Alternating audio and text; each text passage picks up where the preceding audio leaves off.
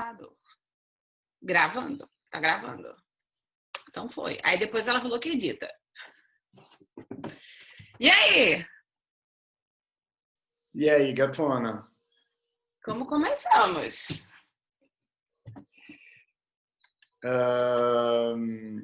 A gente pode começar de um jeito.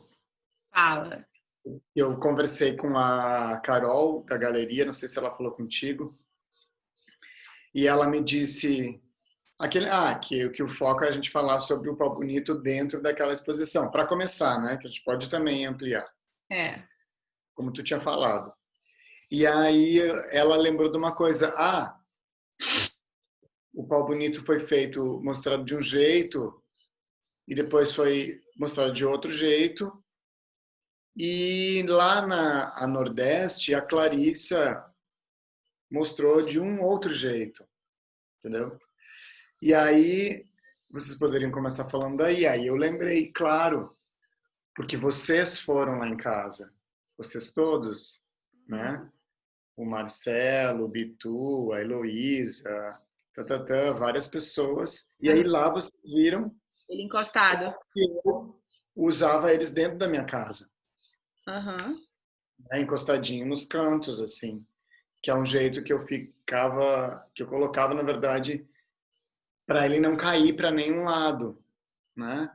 Ao mesmo tempo, com o tempo, eu comecei a achar que era o jeito mais legal, porque parecia que ele segurava os cantos, assim, abençoava os cantos de um jeito, ele botava uma outra energia ali, assim, E que é lá como tá aqui.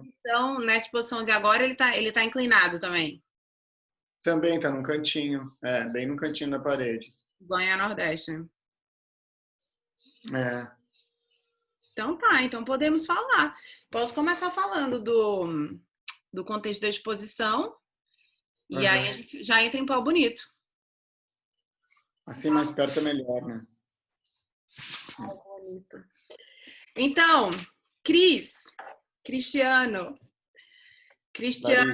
é um nome muito estranho a mim. Então, como a gente se conhece há muitos anos, vamos continuar usando os nomes de sempre. Então, eu vou te chamar de Cris, que parece mais com você, de algum jeito. Essa nossa conversa ela está inserida dentro do contexto da exposição, né, Antologia da Arte e Arquitetura, onde você está expondo um pau bonito, né, que é um de uma série potencialmente infinita, né, gigante aí em processo.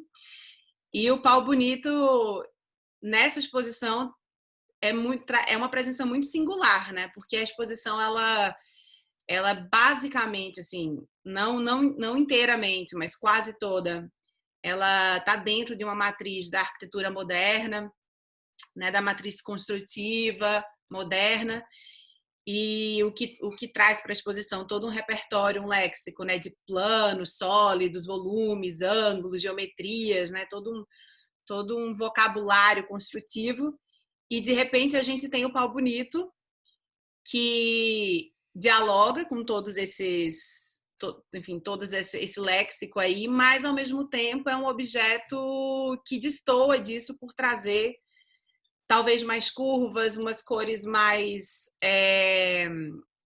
terciárias, quaternárias, enfim, e principalmente por dialogar com elementos de uma arquitetura mais colonial, né? Tem uma conversa com os pés de mesa, os pés de cadeira, de um mobiliário colonial, né? É repleto enfim, de reentrâncias, né? Lida com a ideia de ornamento, de adorno. Então, ela é uma presença que está ali dentro daquele contexto da arquitetura, mas também friccionando, meio que esgarçando ele para além, né, dessa matriz modernista. E um dado que chama muito atenção também é o fato do Pau Bonito, como você vai contar para a gente, está apresentado inclinado, né? Ele não está apresentado verticalmente, como inicialmente ele foi, enfim, foi uma das maneiras de apresentá-lo, né? Enfim, em conjunto e verticalmente. essa inclinada, essa diagonal é também um elemento de muito debate, né, nesse campo construtivo, enfim, sair do ângulo reto, da inclinada, e principalmente porque traz um caráter de instabilidade, né, de efemeridade. Ele está ali por um momento, ele está ali quase que de passagem, né? Ele está sustentado, está sustentando, mas de algum jeito está prestes a sair daquela posição. Ele está restando ali, ele não pertence ali exatamente, né? E esse modo de montar também fala de uma presença muito forte do instável, do tempo, né? Que é uma característica do seu trabalho. Então, se você pudesse, talvez, falar para a gente do Pau Bonito, né? Para a gente ir começando essa conversa, e como você imagina, como você percebe ele dentro desse contexto da exposição, que é realmente muito mais construtiva, muito mais moderna, talvez fosse um modo interessante da gente também ir entrando no que são as singularidades do seu trabalho, assim, né? Dentro desse contexto mais geral. Tá, eu estava pensando numa coisa aqui. Primeiro quis anotar aqui porque tu falou duas coisas importantes. Antes de tu falar do inclinado, que é uma coisa que eu anotei aqui, inclinado, que tu tinha falado uma outra coisa, eu queria começar por aí, Tá. que era uma coisa diferente. Tu lembra? Da relação com a mobiliário colonial? Exato. Uhum. Veja, quando eu fui fazer o Pau Bonito, quando ele surge aos poucos, né? Muitos trabalhos meus eles não surgem aos poucos. É uma imagem, é uma observação de alguma coisa que acontece, é uma forma que eu acho muito fenomenal. E aí eu vou guardando e daqui a pouco ela vai se misturando com outra coisa e aí eu vou fazendo um gesto que configura uma outra forma, enfim, outro uso. E assim se deu Pau Bonito. Mas no momento que eu descobri o torneiro de madeira, que é esse cara que fez os paus para mim, que é o Júnior, lá no Cais Zé Mariano, que é um lugar onde tem loja de madeira, madeireira, marceneiros, ali no Recife, que até foi uma indicação do Silvan Kelly. Ele disse, vai lá, que lá ele vai saber fazer encaixar, porque precisava fazer umas peças que encaixassem. Tudo pensando nessa coisa da mobilidade, como é que vai transportar, como é que vai fazer um trabalho que não vira um trambolho. E aí, lá, quando eu cheguei lá e vi, eu tinha uma ideia na cabeça, eu ia emendar, eu ia encaixar paus, apenas bastões. Quando eu vi a possibilidade do que ele fazia com aquele ofício, aconteceu uma coisa muito parecida com o que aconteceu quando eu dobrei a papel a primeira vez e imprimi. Fez as possibilidades todas de desenho, forma e cor e encaixes que poderiam com aquilo ali ser feitas, né? Só que aí eu entendi isso, exatamente isso. Eu olhei aquilo e pensei, não, peraí, mas isso... Porque lá tinha vários monstruários, então todas as pernas das cadeiras, dos sofás, toda aquela coisa colonial pesada, carregada de uma informação que eu não tinha nenhum interesse em trabalhar, em mostrar, em me associar. E aí então eu comecei a desenhar. Eu comecei a desenhar e ver o que identificava muito esse mobiliário e comecei a eliminar. Então, por exemplo, se uma bolinha vinha para cá e ela seguia de uma curva e depois veio uma bolinha, eu não fiz nada que tivesse isso. Uhum. Então, eu busquei na forma elementos que não conduzissem o meu olho para esse jeito que esse mobiliário colonial usa. Quer dizer, eu tentei, porque eu identifiquei isso. E aí veio as cores, que daí veio toda uma coisa mais, sei lá, que vai para o circo, né? Uma coisa circense, vai para uma coisa mais de ideia de brinquedo também, né? E com coisa de, sei lá, bandeirinha de São João, essas coisas assim. E aí foi dando isso. Então essa é a minha percepção que eu tenho em relação a essa ideia desse mobiliário colonial, desse uso, né, colonial. E o fato de estar inclinado é bem interessante mesmo, porque até me lembrou uma coisa. Tem um outro trabalho que se chama Nova Bandeira.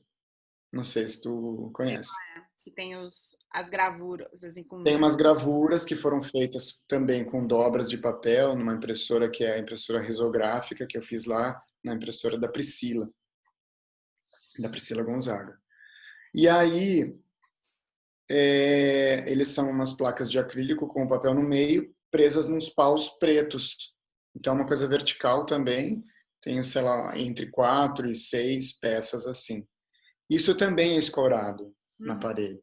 uhum. E uma vez a galeria resolveu levar para uma feira em Bogotá. E só tinha isso no estande. E uma senhora esbarrou e quebrou um. E caiu e quebrou. Então, acho que isso é meio... Sei lá, me pareceu. Quando tu falou isso, me lembrou exatamente, talvez, um porquê, né? Uhum. Que as coisas são tão retas e encaixadas. Porque se elas não estão assim, elas estão vulneráveis, elas significam um risco, tem um risco, tem uma instabilidade, e é justamente essa instabilidade que eu acho que tem uma tensão que é bonita, Sim, porque assim a gente é, né? sim. Assim a gente é e a gente luta contra, né?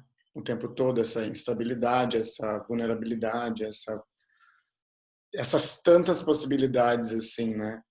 Então, enfim, a gente fica em pé, né? O fato de a gente estar em pé, a gente já pode cair. Então, esse é o ser humano, né? Até estava conversando hoje, bom, aí eu já viajo, né? Mas eu estava conversando hoje com a Amanda Mello. Amanda Mello, salve, rainha. Escondida, mas às vezes ela se mostra maravilhosa. Aí, Amanda, a gente estava falando sobre o seguinte, talvez eu saia um pouco, mas enfim, depois eles editam. A galera edita, não tem problema. Olha só. Sobre meditação. A meditação, a gente estava falando onde encontrar o eu superior, a alma, o espírito, esses conceitos, né, que a mente entende, para poder situar esse lugar e chegar mais perto, né, na meditação. E aí a Amanda disse, é no coração ele se situa ali. Aí ela me lembrou, veja, não é o coração de Maria, não é o coração de Cristo que aparece naquelas imagens. Tudo isso é informação para a gente entender que é por ali. Uhum. Um dado, por exemplo. Aí eu, na minha tentativa de compreensão, eu disse, claro, todas as vezes que tem uma prática de meditação, é para a gente sentar na cadeira, ficar retinho ou ficar com as pernas cruzadas, ficar com a coluna ereta, porque a gente tem que ficar ereto na vertical, onde tem um chakra aqui, aqui, aqui, aqui, aqui. Enfim, até o chakra básico. E aí é como se o chakra do coração é o meio entre o básico e o da coroa. Ele é o centro, que é justamente o equilíbrio das polaridades, né? O astral e a terra.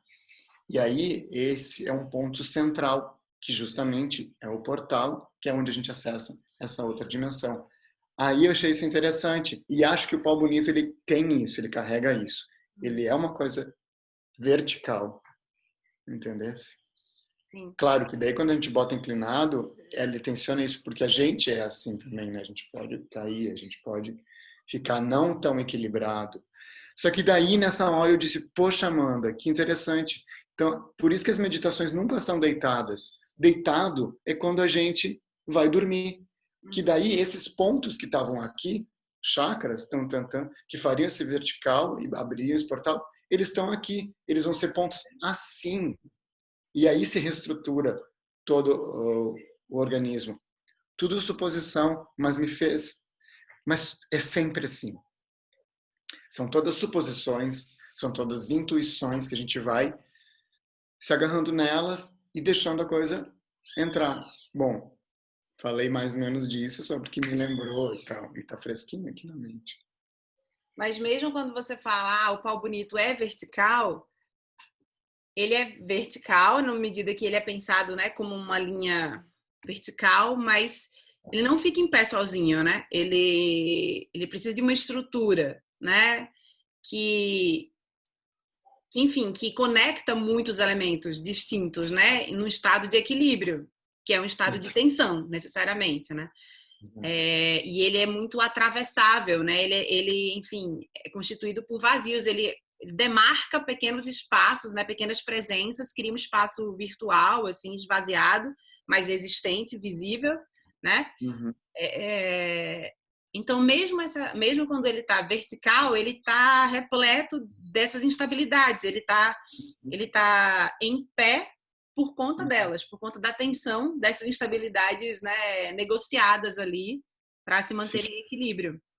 O que eu acho que é um dado muito importante do seu trabalho, porque você é um artista que sim tem um interesse profundo, né, uma certa ideia de forma, de geometria, né, enfim, alguns diriam de abstração, que meio que pela educação ou pelo treinamento mesmo do nosso olhar nos leva para esse lugar, né, de um campo do construtivo, da abstração geométrica, mas quando a gente olha um pouco mais de perto, fica fácil perceber que um elemento básico, por exemplo, desse vocabulário que é a linha, você praticamente se esquiva de traçá-la em toda a sua trajetória. Assim, é muito raro você, Cristiano, traçar uma linha, né? Você pegar um elemento e traçar uma linha, assim, uma tinta ou um lápis. Basicamente, as linhas surgem no seu trabalho, né? Você cria situações, processos, ritos, atos, situações de tempo e espaço para que a linha consiga emergir, né? De algum jeito ela se dá à presença. Às vezes é fazendo muitos furinhos um atrás do outro até surgir uma linha entre esses furinhos, às vezes é dobrando papel, né? Às vezes é encostando um cabo de vassoura numa parede, né? Às vezes é tentando refletir a luz com o espelho até ela formar uma linha de luz, né? Enfim, enfim, isolando um monitor de televisão, enfim, são inúmeras as formas do seu trabalho para de algum jeito lidar com esse elemento primordial, né, de um repertório, enfim, estético qualquer, mas especial, que é a linha, mas você não vai direto a ela, você não traça ela, né? É como se você, eu leio isso no seu trabalho dentro de acho que de uma abordagem ética mesmo em relação às formas, que é você tem um certo receio de impor uma forma. É como se você, no seu gesto de artista, se inserisse dentro de um repertório de formas que já existe, que está posto, e você vai habitá-lo também. Né? Você vai habitá-lo junto com o torneiro, ou você vai habitá-lo junto com o papel e a litografia, né? Você vai habitá-lo, sei lá, junto com a luz da televisão, né? Junto com os jornais, né? Você está sempre fazendo parte de um campo de formas que já existem e agindo sobre esse campo de formas, né? Negociando com eles, propondo, enfim, interferências, alterações, mas dificilmente eu vejo o seu trabalho emulando essa coisa que foi tão comum, é tão comum ainda dentro desse campo construtivo, que é esse gesto primordial de traçar uma linha, separar o mundo, né? Sei lá, vertical, horizontal, direita, esquerda, organizar planos, assim, esse gesto um pouco mais incisivo, contundente, o gesto primordial, no seu trabalho ele não é exatamente assim, ele é mais ele se insere, ele entra num determinado lugar, né? Ele participa de um determinado contexto de formas que já existem, você não nega essas pré-existências, você participa junto com elas num processo de transformação, mais do que num processo de criação, né, de formas, meio que do nada, assim, né? O que inclusive faz com que o seu trabalho esteja potencialmente em aberto, assim, tudo pode de alguma maneira se transformar, virar mais, continuar, né? Porque é como se você tivesse ética e esteticamente seguindo no fluxo dessas transformações que vão produzindo formas, né? Mas que para você não adianta inaugurá-las num ponto zero, que é sempre uma ficção, que não existe, né? Porque de alguma maneira ela já existe, você não tem uma tábula rasa do ponto zero do gesto inicial do artista, tampouco da forma final, assim, né? Da grande forma estanque. Então, se você pudesse, sei lá, comentar um pouco como é esse processo para você. Acho que você tem muitos trabalhos, como as gravuras, né, com as dobraduras, que deixam isso muito evidente. É muito didático até, né, de entender como essa linha é dada a emergir não gerada pretensiosamente por uma mão toda poderosa assim do artista. Não, eu sei o que tu está falando. Eu acho que sim, eu acho que isso acontece mesmo. Como, tipo assim, outro jeito que pode ser pensado eu crio situações para conseguir desenhar. Uhum. Eu, por exemplo, nos jornais, existe uma, já existe uma proposição, eu vou trabalhar em cima desse jornal, mas eu só uso a tinta branca, né? Imagina, com a tinta branca um monte de desenho, um monte de formas que acontece. Mas eu não estou criando essa forma, ela já está ali. É como se eu tivesse rearranjando, quer dizer, eu estou rearranjando de um jeito, desenhando, né? Porque eu faço contornos, eu delimito espaços das formas, eu deixo a visualização toda, eu realmente defino. Mas aquele campo todo ali, daquela área toda do jornal, já está estabelecida. É a grade ali do designer lá do jornal que fez, né? Mas eu, em cima daquilo ali, eu tenho onde trabalhar, né? Isso acontece mesmo. E às vezes, quando eu tenho que fazer do zero, o que que acontece? Acontece isso. Uma coisa meio enérgica, meio de ferir o papel, sabe? Aquele tipo de desenho meio risco, assim. Os momentos que eu vou fazer são sempre assim, sabe? A maioria das vezes é assim. E aí, tipo, é muito louco, né? Isso aqui, eu fico me olhando. E aí, é... se bem que também tem momentos, né, Clarice, que, tipo, eles são raros. Mas, por exemplo, tem uns desenhos que são os desenhos pequenos, de aquarela, que são os personagens, que aí eu vou criando uns personagens mesmo, né? Mas daí talvez isso seja de um outro lugar, assim, mesmo. Enfim, estou meio perdido nessa questão, assim. Porque eu ia falar outra coisa, Claro. mas eu esqueci. Uma coisa que me faz pensar no desenho ou no seu gesto como artista, prioritariamente como um lugar, uma criação de contextos, de situações, né, para que o desenho ou a forma se dê, surja, apareça, enfim, possa emergir de alguma maneira. Algo que me faz, enfim, pensar muito nisso é ver a sua relação com a luz ao longo do seu trabalho, em inúmeros trabalhos, assim, né? Desde momentos muito anteriores, assim, como propagação, né?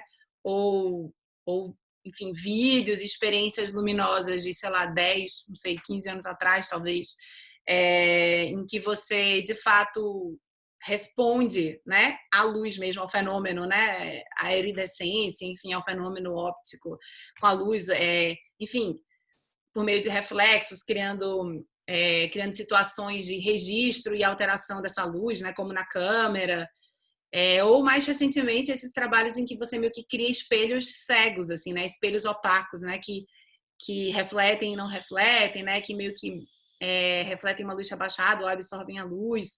Todos os seus trabalhos com os monitores, né, enfim, que a luz é quem basicamente dá a linha ou dá a cor, né? Enfim, que vai ali compondo junto com você algumas geometrias. E eu gosto também de pensar que a luz, muitas vezes, nos seus trabalhos, digamos assim, mais figurativos, em que tem personagens, como nos filmes de estúdio, ou mesmo no Super Quatro Assassinos, Guaracis, a luz ela tem um papel muito importante, porque ela é quem também borra um pouco esses personagens, como no Retratante Retratado, né? A luz ela colabora para desfazer essa nitidez digital da identidade dos personagens, né, da forma muito bem definida, né, e isso, claro, aí você tem a voz, né, o que esses personagens estão vestindo, a narrativa, uma série de elementos, mas a luz também é um elemento que ajuda a não fixar com tanta estabilidade quem são que personagens são aqueles, que identidades são aqueles. Acho que a luz ela torna tudo mais intercambiável, assim, né? Os elementos se interpenetram, borram mais, né? Então, acho que, para além da linha, a luz também fala dessa, sei lá, eu acho que é uma ética mesmo do trabalho, de como se relacionar, né? Seja com materiais, seja com uma ideia do outro, da identidade, de uma maneira mais fluida, menos fixada, menos, né?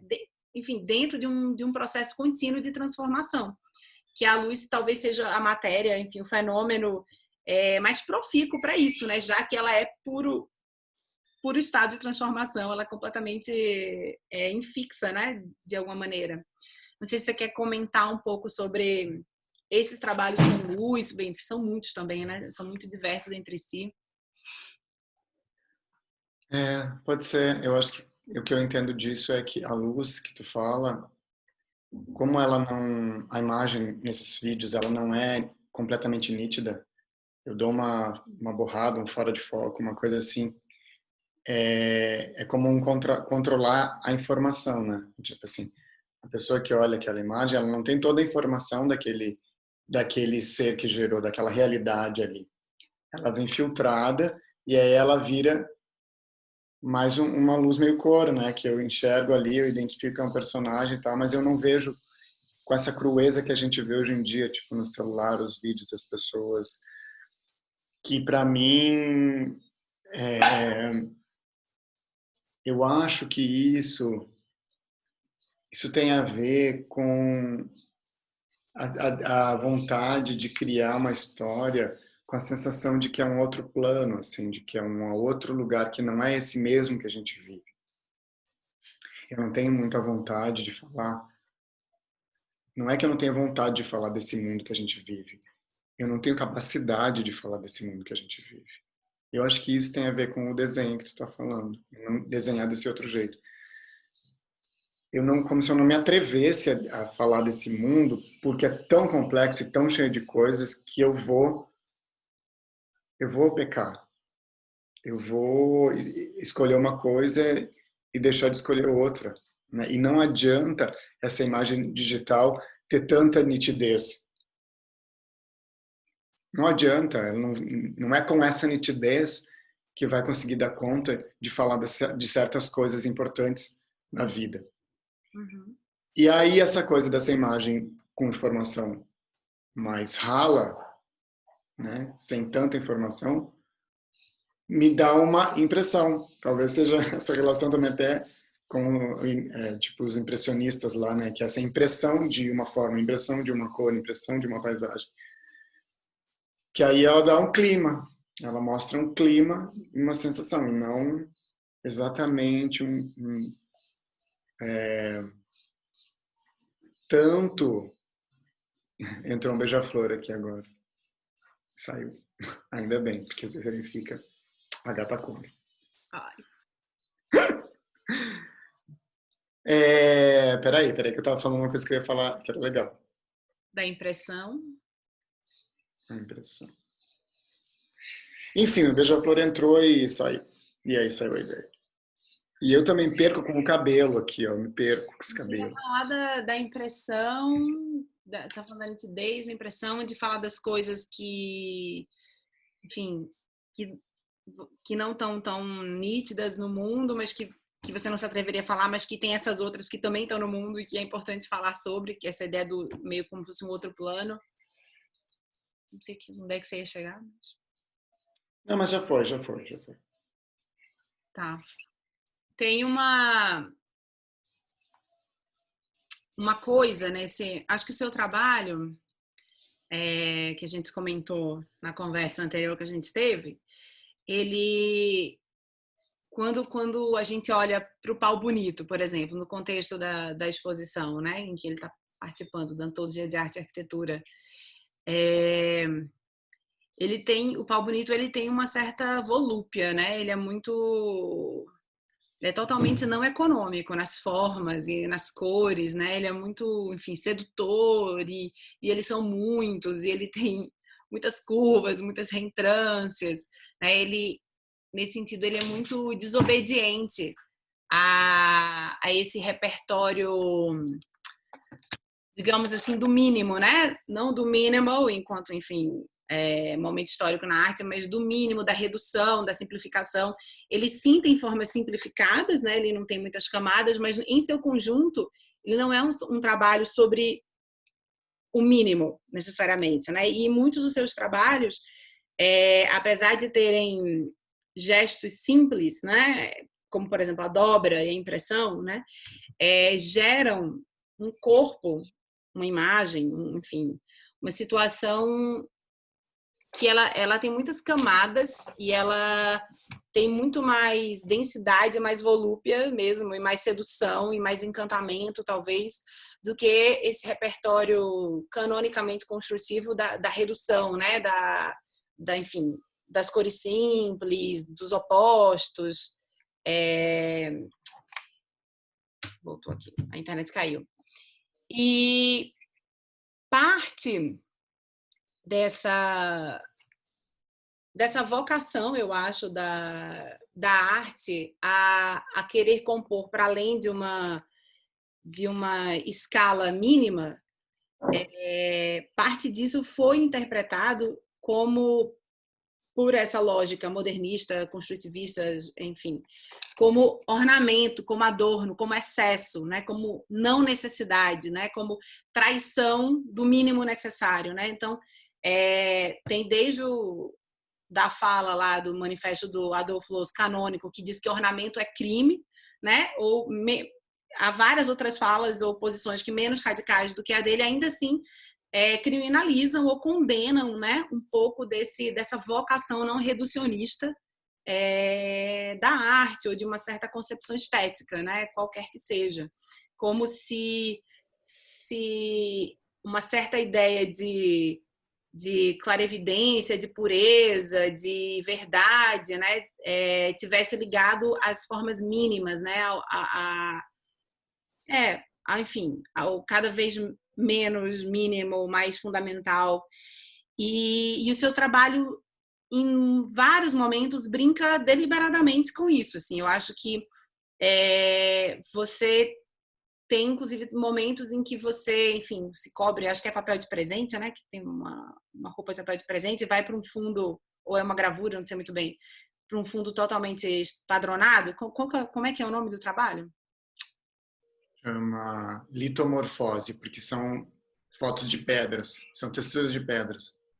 E aí, e com isso você, de fato, provoca esse universo da padronagem, da estamparia, meio, né, da malha gráfica, quase como se fosse uma pintura corporal, né? Enfim, como se fosse uma embalagem, e principalmente tensiona essa relação de figura e fundo, né? Então, o que é forma, o que é linha, o que os elementos ficam muito borrados, né? Eles se misturam e com isso você não consegue definir com muita clareza o elemento mínimo, né? Enfim, a partir do qual se desdobra toda uma cadeia de significantes e de formas. E aí eu queria também te perguntar sobre isso, porque essa relação, que muitas vezes foi taxada preconceituosamente como relação ornamental, né, e que de fato é uma posição que ignora, né, as implicações até cosmológicas, né, da linha do desenho, da linha sobre o corpo, né, de uma performatividade vinculada à linha, enfim, da linha no objeto, do uso do objeto, de toda uma construção gigantesca em torno daquilo que foi taxado como ornamento, como adorno, né, porque não se reduz ao mínimo, ou às vezes até porque cobre o que seria o mínimo com coisas aparentemente desnecessárias, com formas inúteis, extravagantes. Queria saber como que você pensa isso, porque realmente está muito presente no seu trabalho, né? E isso é, de algum jeito, uma singularidade sua, né, enquanto artista, dentro do cânone desse campo construtivo, assim, né? Então, mesmo o pau bonito, que se referencia à ideia de beleza, de bonito, né? E que se porta como um objeto não utilitário, né? Ele não é uma cadeira, não é uma poltrona, ele não é uma estante, como outros objetos que ali estão. Ele é um objeto de beleza, né? Então, essa quebra da funcionalidade, essa desobediência em relação à obrigatoriedade da funcionalidade, a esse desejo de beleza e esse entendimento de que existe toda uma construção estética, sensível, cosmológica dentro daquilo que preconceituosamente, até racistamente, foi taxado como ornamento, parece ser um dado importante assim do seu trabalho. Se pudesse comentar um pouquinho, enfim, sobre isso, ou sobre como você pensa isso dentro do contexto da exposição da Antologia Arte e Arquitetura. Esse que tu tá falando é mais ou menos de que época, assim, que tem essas... A ideia do ornamento é Ah, crítica, você diz? essa crítica contra... Isso começou quando, assim? Só para eu me Século situar. XX, desde o começo do século XX. Uhum. Isso não tem a ver com o minimalismo lá dos americanos. Vai dar lá, sim, tem a ver, mas Cambola. o Louça é bastante antes, é no começo do século XX, mas sim, tem totalmente a ver, está totalmente implicado. É o mesmo paradigma, digamos assim, a mesma matriz, né? Sim, quer dizer, é como se começasse num ponto, num momento, num lugar, e aí vai, se junta com outras ideias, o mundo muda, e aí rola um minimalismo, assim, né?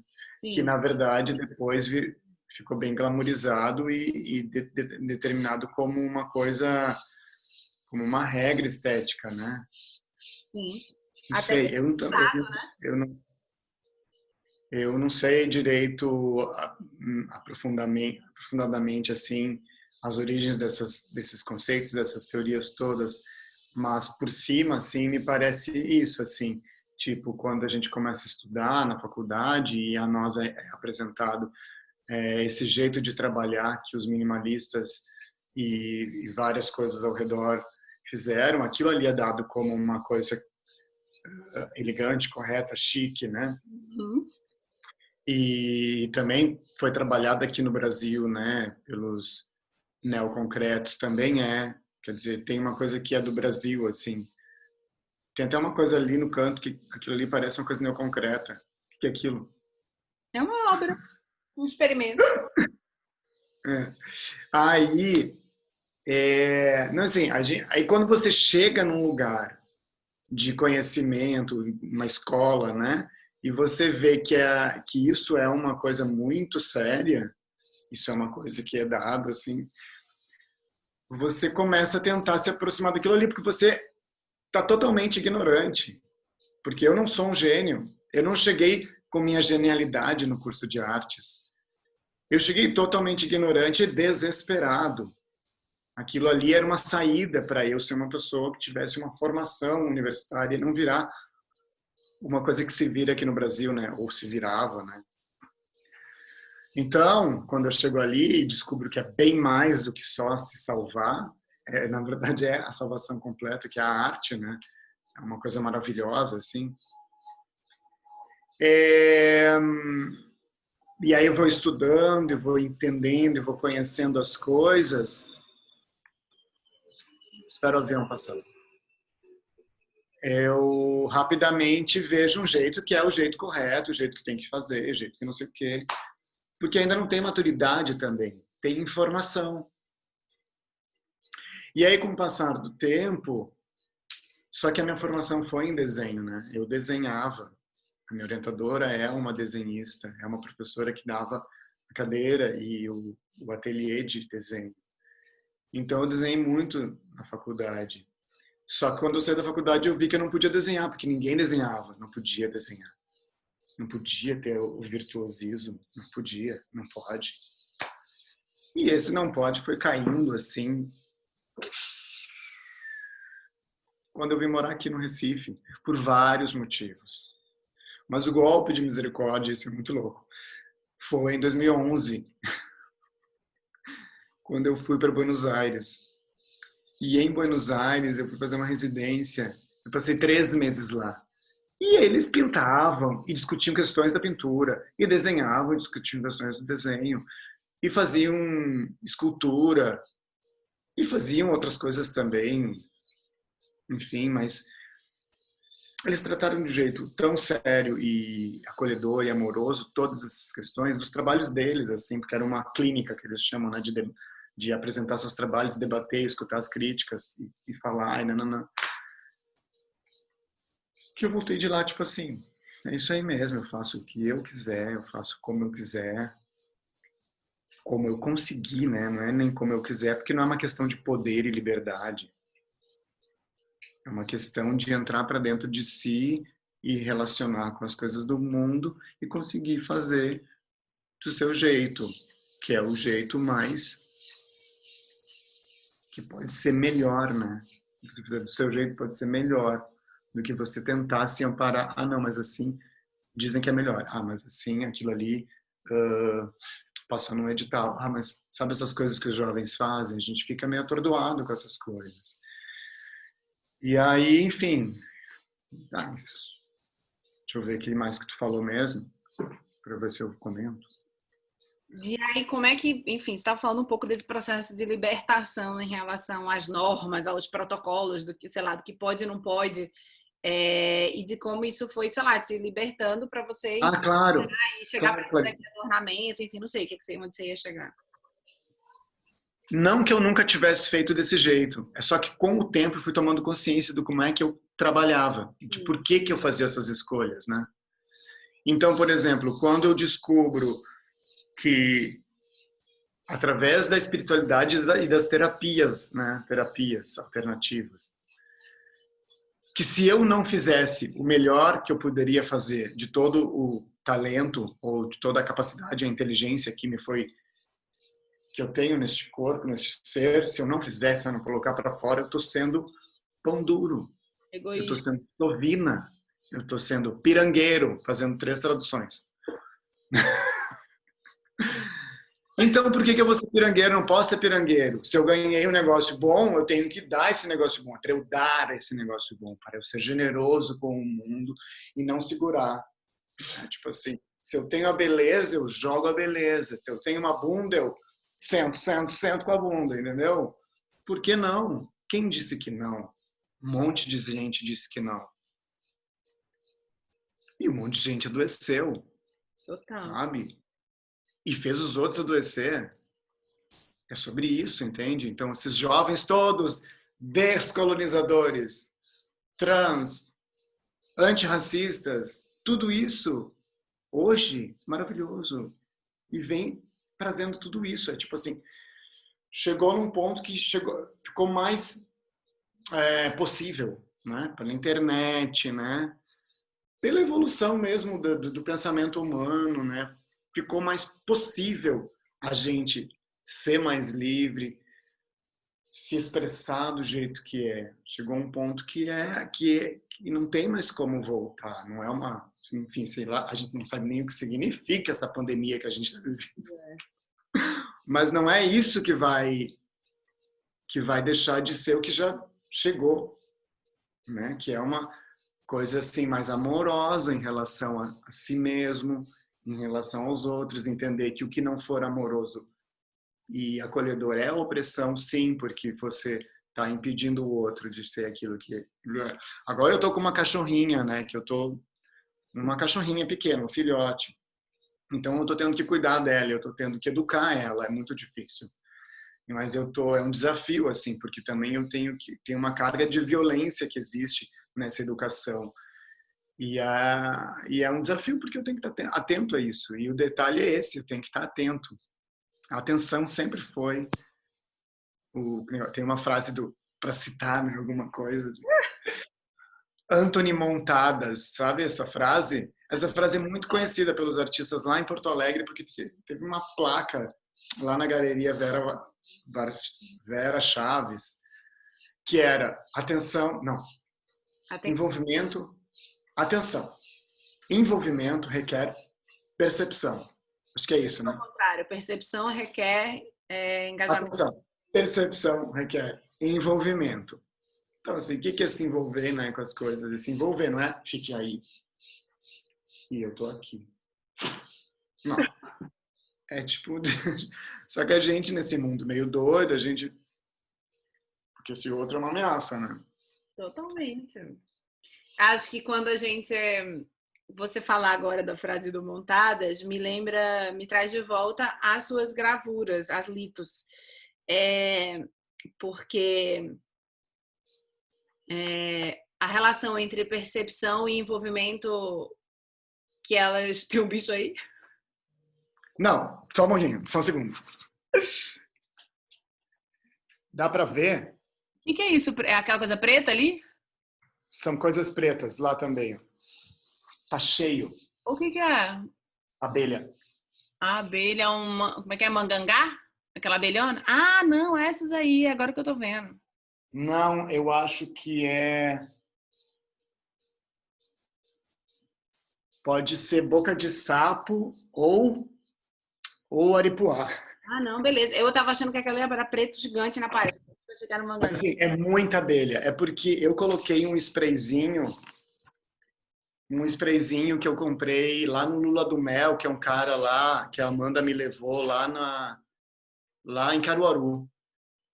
Ah, é um cara que é o cara das abelhas. Ele tem... As colmeias são dentro da casa dele, as abelhas entram por um furinho na parede. É fantástico, assim. Uau. Tem vários tipos de abelha nativa, sem ferrão, e também tem as abelhas italianas. E aí ele vende esse sprayzinho que você bota na sua casa e ele diz ele que dá harmonia. Maravilhoso, eu posso acreditar. Mas o que realmente acontece é que as abelhas chegam aqui e fica cheio. E eu botei, porque a cachorrinha fez um xixi aqui dentro de casa, eu botei sprayzinho só para não ficar... Só que é muita abelha. Ah, mas as abelhas vêm harmonizar a sua casa. E a cachorrinha vem para fazer isso também.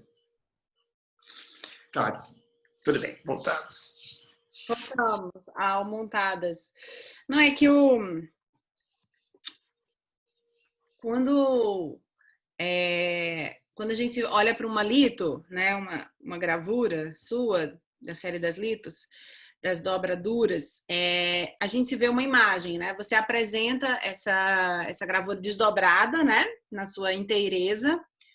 E a gente é defrontado com uma imagem, né? De algum jeito, com uma relação espacial, com alguns padrões de linha, né? Verticais, horizontais, enfim, mais ou menos trançadas, né? Alguns planos monocromáticos, outros, enfim, vazios, negativos do papel, e a gente vai ali escrevendo um ritmo, né? Uma partitura, enfim, que de algum modo se comporta como uma imagem, né? Que a gente vê frontalmente, vê ela inteira. Entretanto, ela não é criada numa lógica da imagem, né? Ela é criada numa lógica de um processo, né?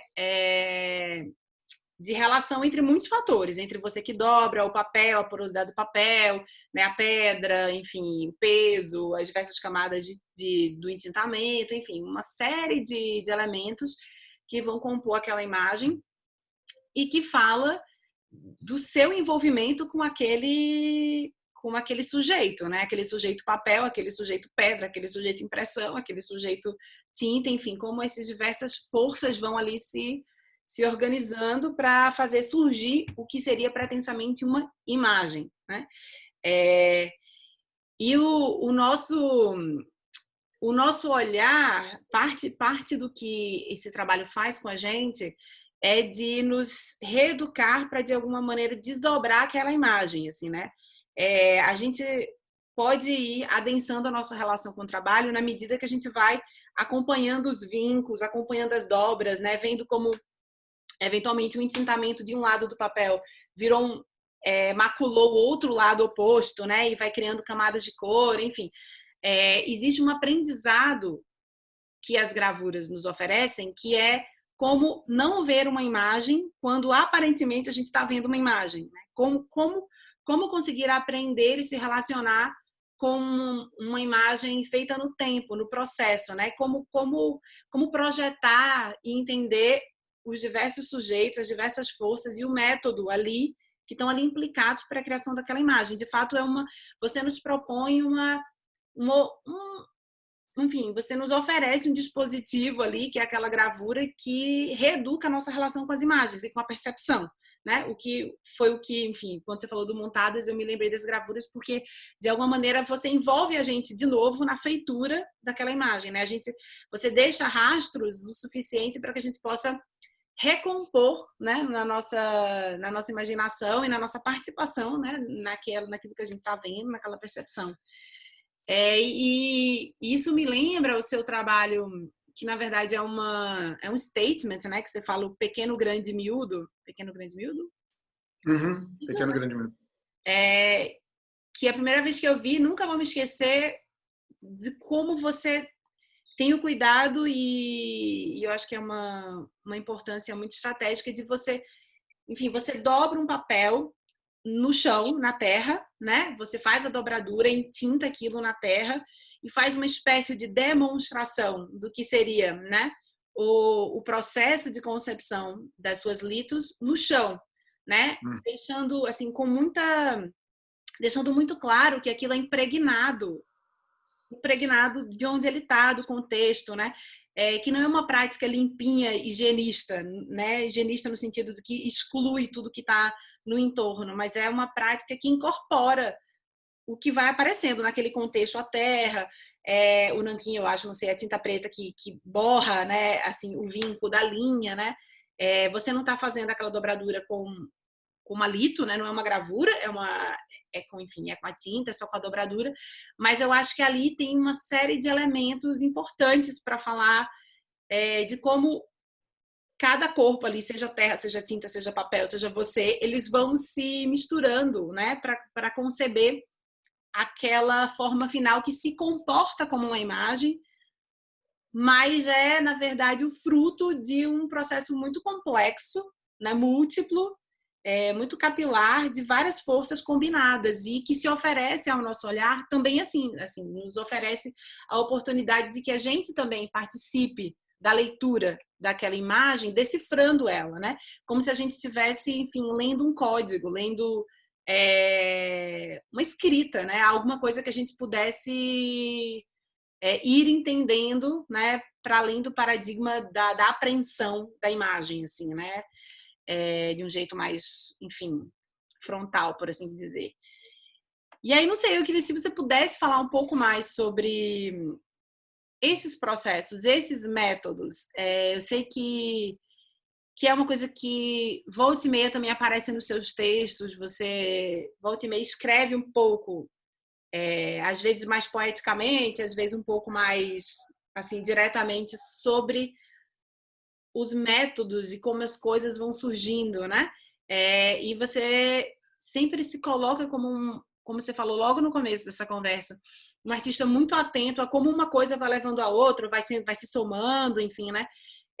E acaba gerando coisas, gerando imagens, gerando presença, gerando obras que são muito impactantes, inclusive tem uma dose gigante de beleza, mas que, diferentemente do que um olhar desavisado possa achar, que, enfim, que passa na frente e vê um grande plano monocromo preto, elas não são necessariamente para serem imagem, mas porque vem de um processo de concepção que deriva em algo que se comporta como imagem, não necessariamente sendo uma.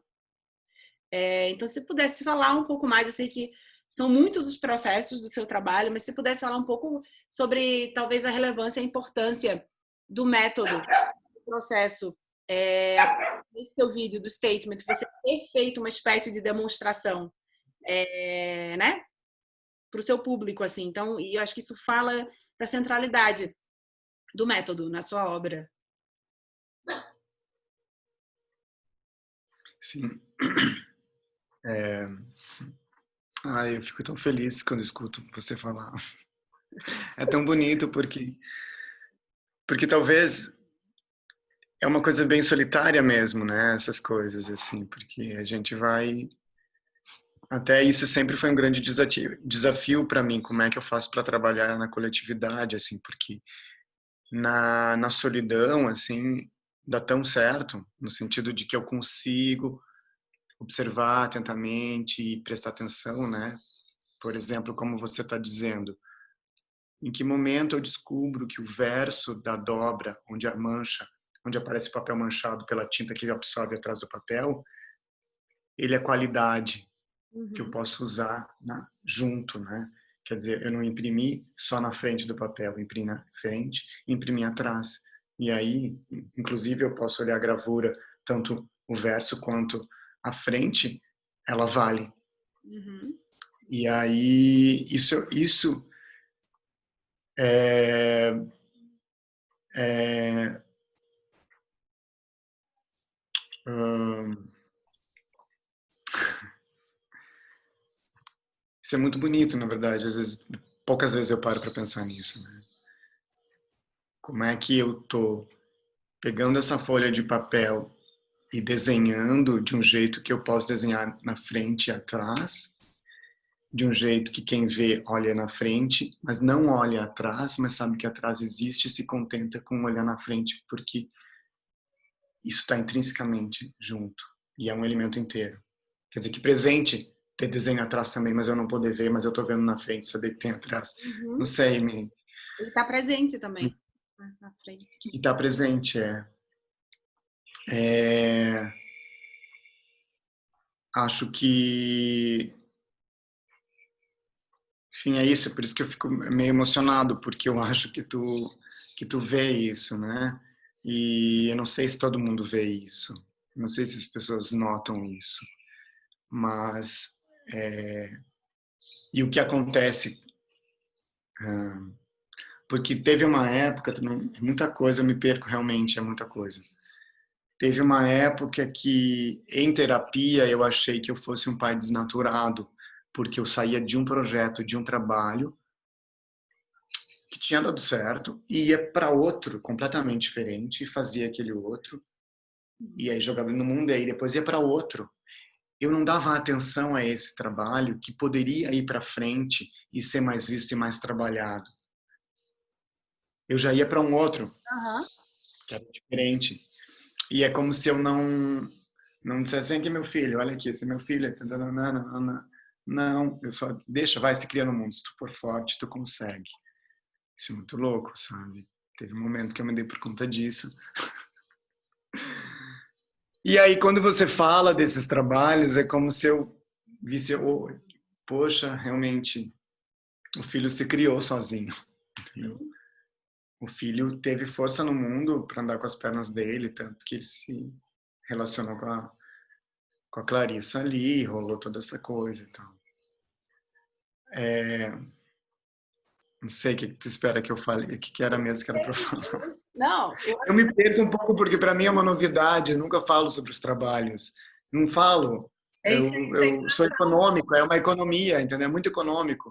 mas você escreve. É, tipo, escrevo pouco também, eu poderia escrever mais, eu não sei. Bom, se bem que é um traço meu, né, que acontece. As pessoas que moram comigo, eu digo, eu sou muito preguiçoso, eu não trabalho, não faço nada. E as pessoas digam, tu Hã? trabalha muito. Eu digo, mas eu não vejo. Como assim eu trabalho muito? Eu não trabalho muito, eu não trabalho o dia inteiro na rede. Eu não trabalho nada. Não, mas aí as pessoas dizem, não, você trabalha muito. Bom, então talvez, ok. Tem uma amiga minha, Fernanda Gassi, maravilhosa também. Ela diz assim, ó, você tem um probleminha de, de enxergar quem é você. E eu acho que esse probleminha, na verdade, não é um probleminha, é uma coisa muito boa. Porque eu não me enxergo. Por isso que quando eu fico aqui, eu tive até que prender o cabelo, assim, mas difícil olhar a imagem.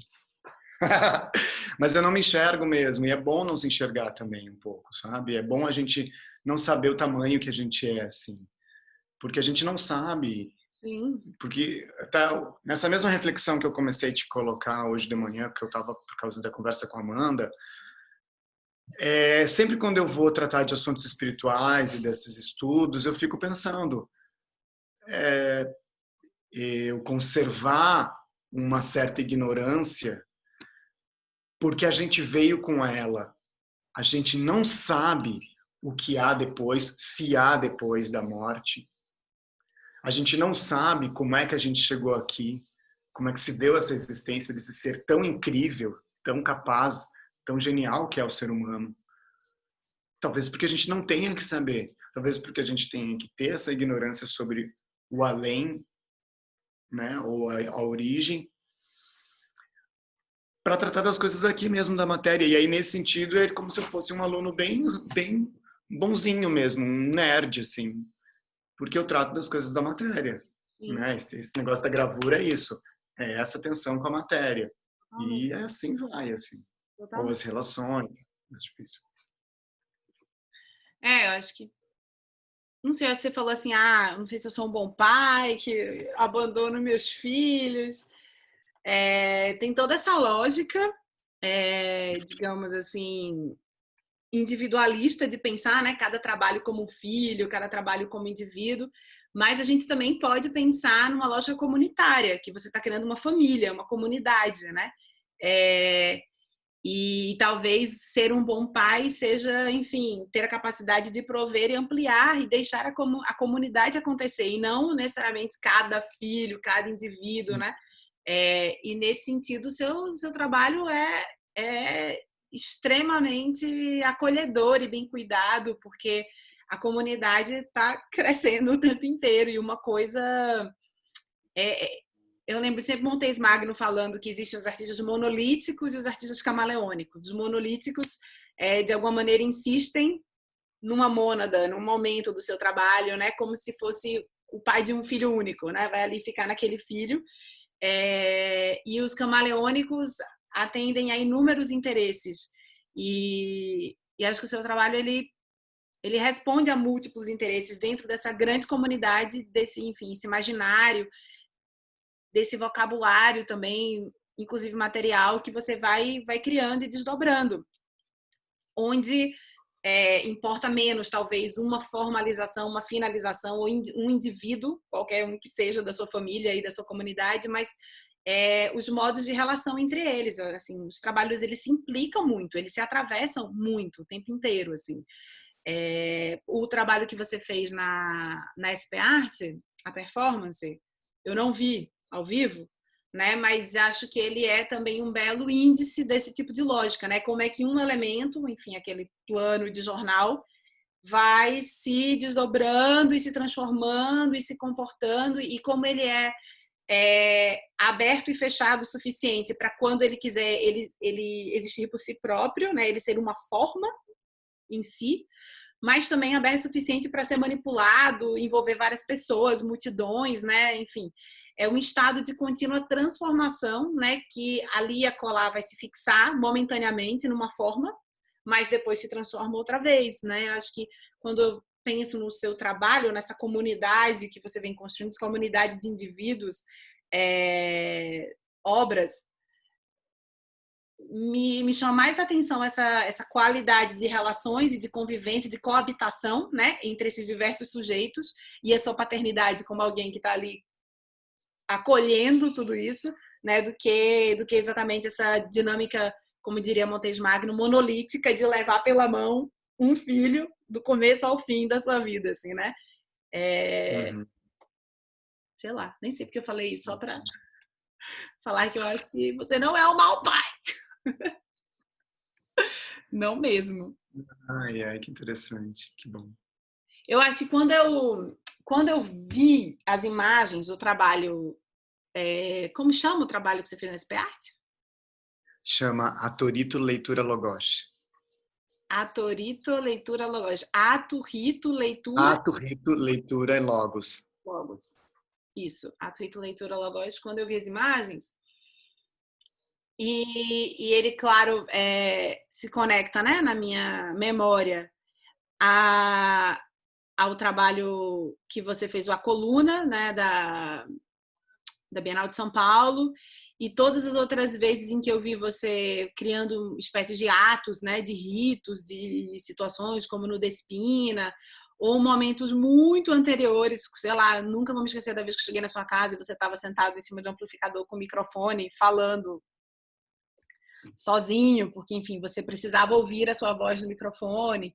Então, esses momentos que são claramente, assim, são atos, né? São gestos, são ritos, são ações, que volta e meia o seu trabalho está atravessado por elas, assim, né? E alguns desses atos se relacionam a objetos ou a imagens, mas o que faz ver que aquelas imagens ou objetos são parte de um conjunto de ações e não necessariamente um objeto fixo, né? Fechado em si e tal. E ver todo esse conjunto, toda essa família crescer e ganhar espaço e se assumir enquanto rito ou enquanto ato, me fez ressignificar radicalmente a minha leitura do ao vivo, da sequência de ao vivo, do seu projeto ao vivo. Porque quando... O ao vivo é de que ano? Ele começou em 2002, eu acho. 2002. 2002. por aí, no começo dos anos 2000, quando, sei lá, quando eu vi o ao vivo a primeira vez, ou quando eu te vi falando do ao vivo a primeira vez, ele era apresentado, e para mim, naquele momento, ele era uma questão, um trabalho sobre representação, uma coisa meio Foucaultiana, de quem observa, quem cria imagem, quem é representado, né? A vigilância, a questão de vigilância biopolítica, enfim, tinha toda essa dinâmica, principalmente ligada ao primeiro momento do ao vivo, que era assim, né? Sendo filmado fora da galeria e sendo transmitido ao vivo dentro da galeria, então tem toda essa questão aí. E aí depois você vai assumindo cada vez mais um rito, né, de hasteamento da bandeira, do ao vivo, né? Essa lógica mais da vigilância, enfim, mais Foucaultiana, vai ficando menor e cresce a ideia do hasteamento do ao vivo, da glorificação, da homenagem à bandeira do ao vivo, que sempre também sublinhou essa dinâmica, a importância dessa coisa de uma crítica também a esse universo meio esvaziado, né, protocolar, do rito, da homenagem, meio oficioso, né? Mas eu tinha um pouco essa leitura, e só que vejo desdobramentos mais recentes do seu trabalho, a importância que o rito, que o ato vai ganhando, né? Me faz olhar retrospectivamente para o ao vivo, e a leitura para mim mudou, assim, o que passou a ficar tão óbvio, e que eu acho que eu não via antes, é que tudo aquilo, todo aquele rito, toda aquela encenação, enfim, tudo aquilo que você construiu é feito em torno, enfim, feito para chamar a atenção para uma coisa óbvia, que é a ideia da vida, que estamos vivos e que, independente do rito, a gente está falando de algo que está acontecendo aqui agora, uma instância de vida, né? Uma intensidade do presente, da imanência, assim, daquele momento, e que só acontece no instante do ao vivo, não acontece no instante depois, nem no instante próximo, é um estado, né, imanente, permanente de estar vivo só naquele exato momento, naquele instante. E isso, por mais que seja a leitura mais óbvia de achar uma bandeira ao vivo, quando eu penso hoje, não era para mim o que saltava numa primeira instância. Eu acho que eu lia, enfim, conseguia ver mais questões de representação, Foucaultianas, a crítica ao poder, enfim, aos ritos do poder, tal, e essa obviedade da força, da intensidade do que é vivo agora, e de criar um aparato, uma situação para falar do vivo, do instante da vida, dessa intensidade, me escapava, assim, ficava em segundo plano. E vendo esses trabalhos mais recentes, e muitos deles, como o trabalho do Despina, parecem falar também de uma terapia, de uma cura, né? Enfim, me traz à memória pra caramba esses trabalhos iniciais, como também o Diamante, VHS, ou o Minuto Laranja lá, que você fazia com os laranjas, que são trabalhos que uma informação mínima, seja a bandeira do ao vivo, seja uma tela laranja, ou um diamante girando infinitamente, é transmitida para alguém, para um público, um receptor, alguém, e que não tem muito outra função além de chamar atenção para aquele momento, para aquele instante, aquela intensidade vivida ali, individual e coletivamente. É uma espécie de dispositivo para chamar atenção para o agora e para o fato de estarmos vivos, assim, né? E continuamente em transformação. Então, não sei, eu só queria falar como trabalhos tão diferentes, para mim agora estão muito mais em conversa a partir da importância da vida, do momento, sabe, da imanência da vida e da força, da intensidade da vida, do que enfim, do que eu podia imaginar 10 anos atrás, ou mais de 10 anos atrás, sei lá, 17 anos atrás, não sei quanto tempo. Ai, lindo. Adoro. Porque é muito bonito quando... Adoro, porque eu fico pensando e lembrando das coisas mesmo, e realmente é isso. Tipo, lá, quando eu fiz a bandeira, ela surge, a primeira bandeirinha, uma bandeirinha assim de papel, escrita ao vivo, né, feita impressa e xerox, e depois eu colei, recortei num palitinho, assim. E aí a gente foi fazer uma viagem para uma praia, e a ideia lá com o Jailton Moreira, do Torreão, a ideia era cada um levar um trabalho que pudesse fazer na paisagem. E aí eu ficava botando essas bandeirinhas de ao vivo perto de coisas que me chamavam a atenção. Às vezes era nada, às vezes era só areia, mas a bandeirinha estava cravadinha ali no chão. Eu encontrei um pinguim morto, a bandeirinha. E aí, na verdade, não é isso. Eu fiz a bandeirinha para chamar a atenção de uma performance que eu ia enterrar uma TV filmando ao vivo. Isso, que é essa que você ia transmitir na galeria. Não, não, era só ali mesmo na praia. Tinha uma câmera filmando, ele passava para a TV e eu ia enterrar essas duas coisas juntas. E eu enterrei. E elas ficaram embaixo da terra, filmando e transmitindo escuro. Uhum. Mas antes eu fiquei sinalizando a praia inteira com essas bandeirinhas e eu fotografei, mas quando eu vi essas bandeiras, isso foi muito maior do que a própria ação de enterrar ali a TV. Porque fez exatamente isso, expandiu e fez, meu Deus, a gente está aqui ao vivo, a gente está vivo, essa é a real, é esse momento aqui. Eu, meu corpo, a natureza, as pessoas. Mas enfim, aí ele é tão assim, foi a coisa que eu me agarrei e fui desdobrando e fazendo muitas coisas. Sim. E realmente essa coisa dos rituais, ele acontece, né? Não sei por quê. Talvez pela falta, né, de participar de rituais, eu criei alguns rituais, fui criando, né? Tipo, a falta que eu digo é porque existem comunidades, né, que têm esses rituais, né, seguidos, assim, né? Enfim, de dança, de canto, de, sei lá, fogueira. E eu, onde eu morava, era mais escasso esses rituais, assim. Não que não tivesse, mas eles eram mais escassos. Apesar de todo o seu trabalho ter muito de ritual, né? Não ritual no sentido, digamos assim, fetichizado, estereotipado, a ideia de ritual, fogueira, enfim, o ritual nesse sentido, mas do rito, né? Desse do cotidiano, né? Enfim, de respeitar etapas, de ter etapas, enfim, de cada momento implicar em outro e ter um sentido do porquê não, né? Não ultrapassar momentos. Tem uma coisa, a minha orientadora, Elsa Lagru, que é antropóloga, ela fala de uma experiência, ela estuda o Zuni-Queen, né? Ela, enfim, já teve, enfim, inúmeras vezes, vários trabalhos de campo com o Zuni-Queen, e ela conta que é a primeira vez que ela foi fazer uma pintura facial no rosto de uma menina, Zuni-Queen, ela tinha praticado muito o desenho, o Kene, que ela ia fazer no papel, porque ela, enfim, queria treinar antes de fazer.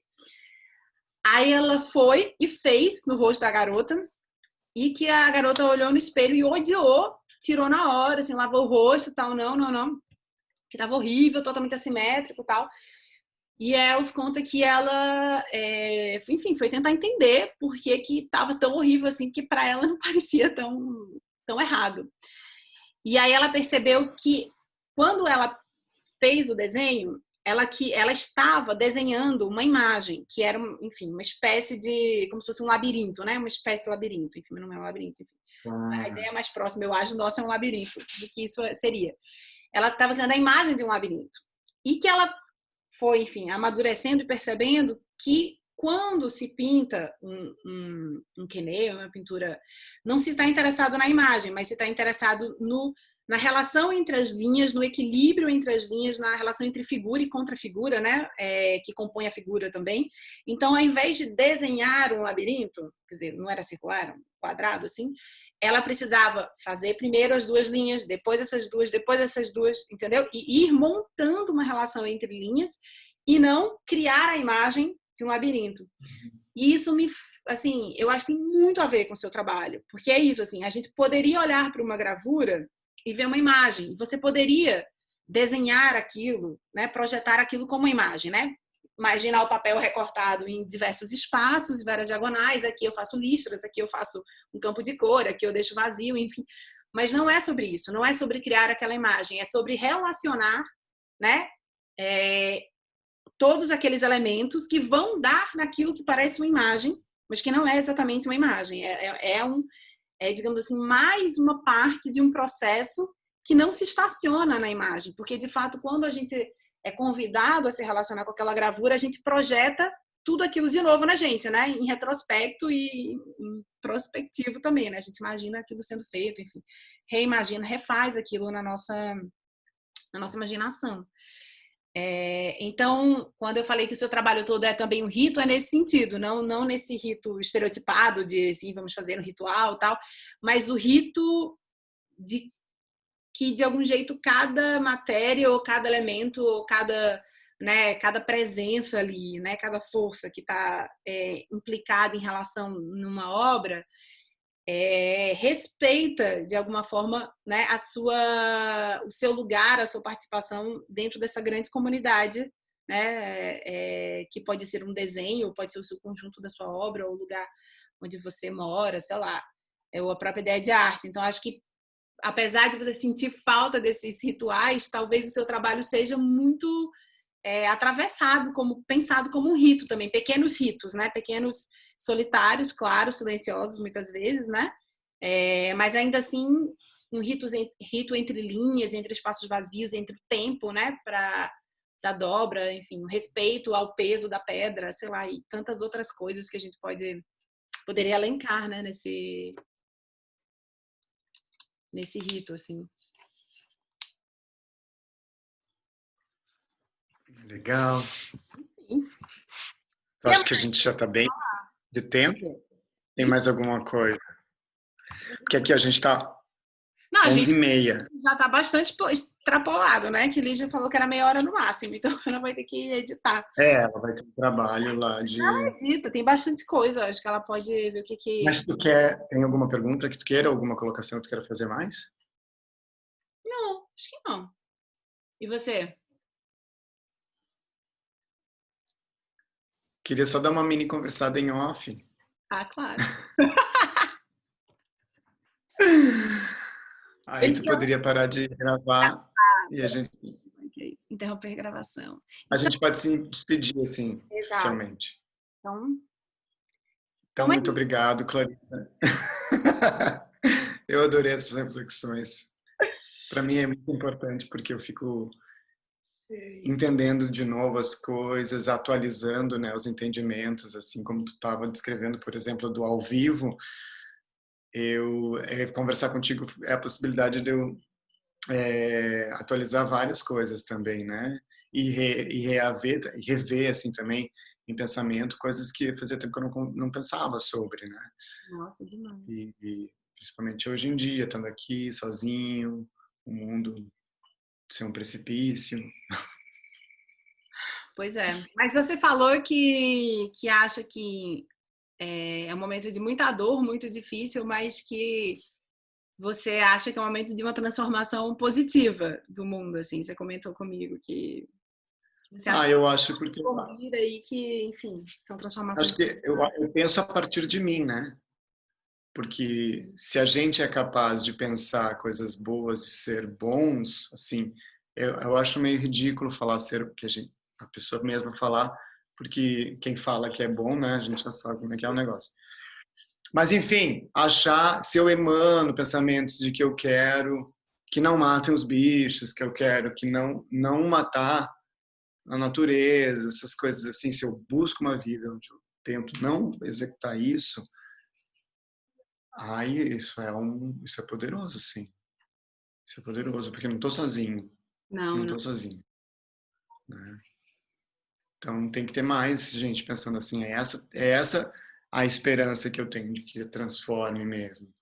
Porque realmente, assim, se você coloca ali na internet, no YouTube, agrofloresta, hoje, se pudesse comparar com isso há 5 anos atrás, meu Deus, tipo assim, tem muita gente trabalhando com isso.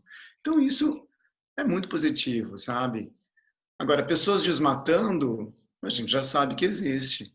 Então, quer dizer, se tem agora gente fazendo agrofloresta e pensando em proteção ambiental, maravilhoso, né? Claro que tem essa coisa do Bolsonaro, que é horrível, né? Mas isso é uma magia que pode, ó, se desfazer assim, é um encanto que, ó, basta A gente desencantar. basta a Anitta fazer uma live com 30 mil pessoas, né? Sabendo, perguntando para outra garota lá sobre política. Não, acho que isso é um ponto muito positivo, sabe? Isso é uma coisa que não se imaginava, assim, uma coisa muito legal. Também acho. Agora é a vez do safadão. Ele tem que fazer a parte dele. Caralho. Seria maravilhoso. Mas ele não fez nada, né? É que eu não sigo, não sei. Não nesse sentido que eu saiba, mas enfim, né? Se outras freguesias do Brasil começarem a Claro. fazer isso também, a galera do Não. igreja, enfim, esse babado. Então, Cris, muito obrigada. Adorei conversar com você nessa distância, mas muito próxima. Uhum. E, enfim, continuamos. Tá. Obrigada. Obrigado também. Deixa eu parar aqui.